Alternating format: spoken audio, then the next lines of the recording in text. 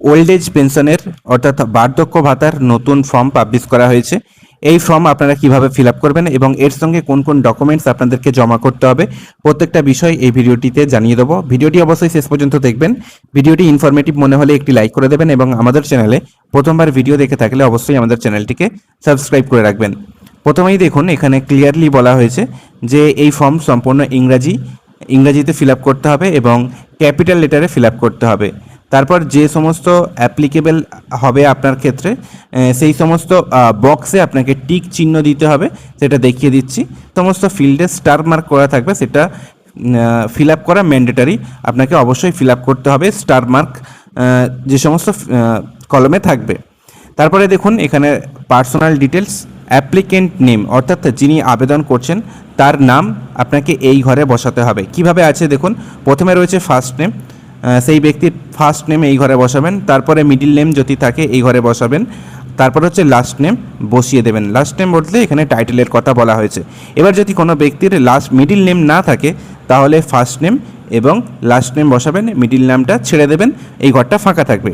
তারপরে দেখুন যিনি আবেদন করছেন তার জেন্ডার, মেল হলে মেলে ডাক দেবেন, ফিমেল হলে ফিমেলে ডাক দেবেন, আদার্স হলে আদার্সে ডাক দেবেন।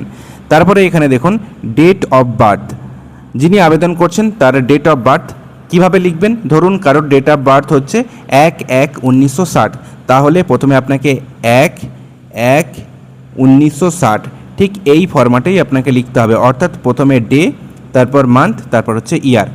এবার 1 জানুয়ারি 2026-এ যিনি আবেদন করছেন তার বয়স কত সেটা এখানে আপনাকে সংখ্যায় লিখে দিতে হবে। তারপরে কি আছে দেখুন, ফাদার্স নেম, যিনি আবেদন করছেন তার বাবার নাম, প্রথমে ফার্স্ট নেমের জায়গায় ফার্স্ট নেম লিখবেন, মিডিল নেমের জায়গায় মিডিল নেম লিখবেন এবং লাস্ট নেমের জায়গায় টাইটেল লিখে দেবেন। যদি মিডিল নেম না থাকে তাহলে মিডিল নেম যে ঘরটা আছে সেটা ফাঁকা দেবেন।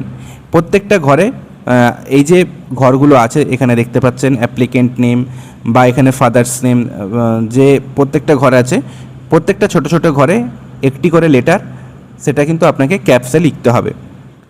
আশা করি বুঝতে পেরেছেন। ঠিক একইভাবে মাদার্স নেমটা লিখে দেবেন। তারপরে দেখুন কাস্ট, আপনি কোন কাস্টের, জেনারেল হলে জেনারেলে দাগ দেবেন, এসসি হলে এসসিতে দেবেন, এসটি হলে এসটিতে দাগ দেবেন এবং আদার্স হলে আদার্সে দাগ দেবেন।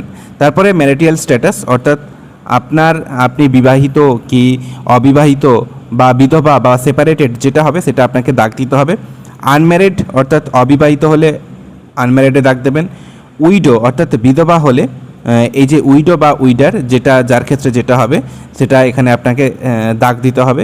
আর ডিভোর্স হয়ে যায় অর্থাৎ যদি সেপারেটেড হন তাহলে এই সেপারেটেডের ঘরে দাগ দিতে হবে। তারপরে দেখুন স্পাউস নেম ইফ অ্যাপ্লিকেবল, অর্থাৎ আপনি যদি বিবাহিত হয়ে থাকেন অর্থাৎ ম্যারিড হয়ে থাকেন তাহলে আপনার স্বামী বা স্ত্রীর নাম আপনাকে দিতে হবে। ঠিক একইভাবে ফার্স্ট নেম, মিডিল নেম এবং লাস্ট নেম এইভাবে লিখে দিতে হবে। তারপরে দেখুন এখানে আছে মান্থলি ফ্যামিলি ইনকাম, এখানে একটু খেয়াল করবেন, এখানে কিন্তু ইয়ারলি ইনকামের কথা বলা হয়নি, মান্থলি ইনকামের কথা বলা হয়েছে। তাহলে আপনার মাসে যে ইনকাম আপনার পরিবারের সেটা এই ঘরটাই সংখ্যায় লিখে দেবেন। তারপরে রয়েছে আধার নাম্বার, আপনার যে আধার নাম্বার সেটা এই ঘরে লিখবেন এবং ঠিক একইভাবে এপিক বা ভোটার নাম্বারটা এই ঘরে লিখে দেবেন।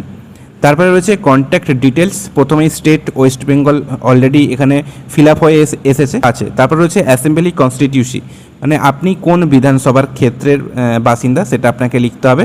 ধরুন আমি এখানে একটা জাস্ট উদাহরণের জন্য লিখলাম 178 উলুবেড়িয়া দক্ষিণ, এটা আমি লিখে দিলাম। ঠিক একইভাবে আপনি যে বিধানসভার সেটা আপনাকে এখানে লিখতে হবে। তারপরে দেখুন পুলিশ স্টেশন, তারপর রয়েছে ডিস্ট্রিক্ট, আপনার ডিস্ট্রিক্টটা এই ঘরে বসাবেন, পুলিশ স্টেশনটা এইখানে বসাবেন এবং তারপরে রয়েছে ব্লক, মিউনিসিপ্যালিটি, কর্পোরেশন, আপনার ক্ষেত্রে যেটা হবে আপনার ব্লক হলে ব্লকের নাম দেবেন, মিউনিসিপ্যালিটির হলে মিউনিসিপ্যালিটি বা কর্পোরেশন হলে কর্পোরেশনের নাম আপনাকে লিখতে হবে। তারপরে এখানে দেখুন আপনি যদি গ্রামীণ এলাকার হন তাহলে আপনার যে গ্রাম পঞ্চায়েতের নাম সেটা এই ঘরে বসাবেন। যদি পৌরসভা হন তাহলে পৌরসভার ওয়ার্ড নাম্বারটা আপনাকে বসাতে হবে। ঠিক একইভাবে ভিলেজ, টাউন বা সিটির নাম এখানে অবশ্যই আপনাকে দিতে হবে।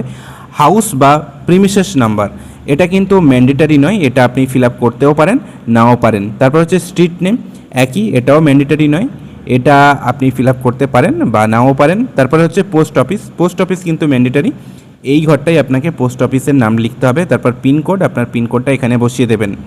তারপরে দেখুন এখানে বলা হচ্ছে যে আপনি কত বছর ধরে ওয়েস্ট বেঙ্গলে বসবাস করছেন, এটা সংখ্যায় এই ঘরে লিখে দেবেন। তারপরে রয়েছে মোবাইল নাম্বার, আপনার যে মোবাইল নাম্বার সেটা এখানে দিয়ে দেবেন। তারপরে রয়েছে ইমেল আইডি, যদি আপনার ইমেল আইডি থাকে তাহলে এই ঘরে আপনার ইমেল আইডিটা লিখে দেবেন। তারপর হচ্ছে ব্যাঙ্ক অ্যাকাউন্ট ডিটেলস, এখানে অবশ্যই আপনার যে ব্যাঙ্কে ডিবিটি করা আছে, ডিবিটি করা যে ব্যাঙ্কে আছে সেই ব্যাঙ্কের ডিটেলস অবশ্যই দেবেন, নাহলে কিন্তু টাকা ঢুকবে না। ডিবিটির মাধ্যমে টাকা দেওয়া হবে যেহেতু, তাই যে ব্যাঙ্কে ডিবিটি করা আছে তার ডিটেলস দেবেন। প্রথমেই দেখুন ব্যাঙ্ক নেম, তারপর হচ্ছে ব্রাঞ্চ নেম, তারপর হচ্ছে ব্যাঙ্ক অ্যাকাউন্ট নাম্বার, তারপর হচ্ছে আইএফএসসি কোড। তাহলে এই ঘরে ব্যাঙ্কের নাম ধরুন স্টেট ব্যাঙ্ক অফ ইন্ডিয়া, সেটা এখানে লিখে দিলেন। তারপর হচ্ছে আপনার যে ব্রাঞ্চ সেই ব্রাঞ্চের নাম এখানে দিলেন। তারপর হচ্ছে ব্যাঙ্ক অ্যাকাউন্ট নাম্বারটা সংখ্যায় লিখে দিলেন, এবং তারপর হচ্ছে আইএফএসসি কোড, আপনার ব্যাংকের আইএফএসসি কোডটা এই ঘরে লিখতে হবে। এখানে দেখুন আপনাকে কোন কোন ডকুমেন্টস দিতে হবে। প্রত্যেকটা যে ডকুমেন্টস আপনি দেবেন প্রত্যেকটার নিচে কিন্তু আপনাকে সই করতে হবে। সেলফ অ্যাটাস্টেড কপিস এখানে উল্লেখ করা আছে, এবং আপনি যে সমস্ত ডকুমেন্টসগুলো দেবেন সেইগুলোর পাশে এখানে টিক চিহ্ন দিতে হবে।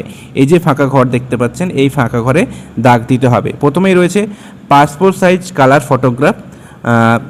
আপনি যদি আপনাকে এই যেটা স্টার মার্ক করা রয়েছে সেই ডকুমেন্টস কিন্তু আপনাকে অবশ্যই দিতে হবে, তাহলে ফটো অবশ্যই আপনাকে লাগাতে হবে। এখন এখানে যদি আপনারা দেখেন, এখানে এই ঘরে আপনাকে ফটোটা পেস্ট করতে হবে।